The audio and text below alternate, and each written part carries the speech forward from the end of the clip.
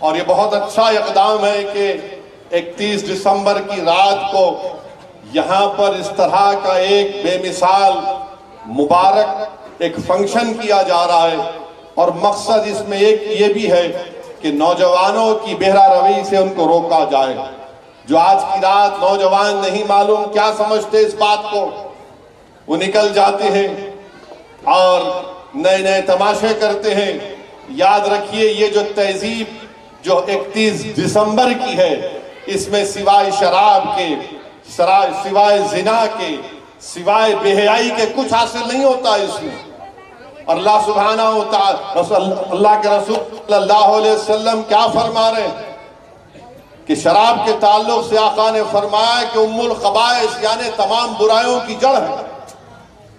ہم کو کیا بتایا گیا ہمارے دین میں کہ تم زنا کے قریب بھی مت جاؤ، تم زنا کے قریب بھی مت جاؤ۔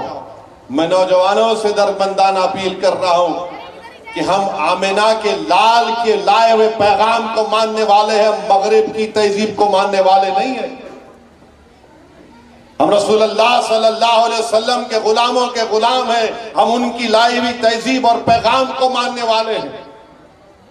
یاد رکھو، ہم ان لوگوں کی یہ تہذیب ہے نہیں موجودہ ٹھیک ہے، کوئی مناتا ہے، ہم کو اعتراض نہیں ہے، مگر اس میں جو بے حیائی ہوتی ہے، اس میں جو گندگی ہوتی ہے، اس سے تو ہم کو بچانا پڑے گا۔ ڈرگز ایک بہت بڑا مسئلہ بن چکا ہے ہمارے ملک میں۔ افغانستان میں ڈرگز بند ہو گئے جب سے طالبان آیا، تو میانمار سے ڈرگز بن رہے ہیں، منی پور میں اس کی کاشت ہوتی ہے، پھر دوبارہ میانمار جا کر پورے بھارت میں اور پھر ساری دنیا کو جاتا ہے۔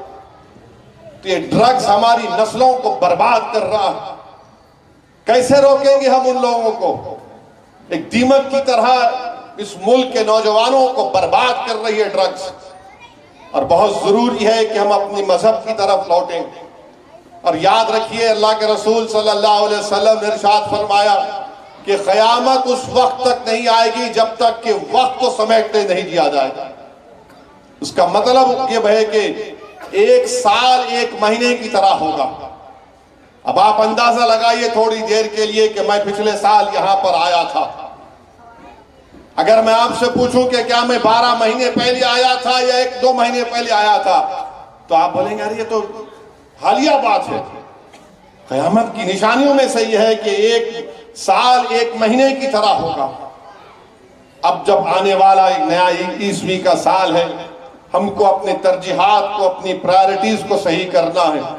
ہم کو یہ کوشش کرنا ہے کہ ہم اپنی اولاد کو کس طرح سے ان کی تربیت دیں، کس طرح سے ان کو علم کے زیور سے آراستہ کریں، کس طرح سے ہمارے نوجوانوں کو ان لوگوں سے بچا کر رکھیں جو وہ اپنے مقاصد کے لیے، اپنی ذاتی مقصد کے لیے، چاہے سیاسی کیوں نہ ہو، ان کو استعمال کرنا چاہتے ہیں۔ علم حاصل کرنے کا پیغام اسلام دے رہا ہے۔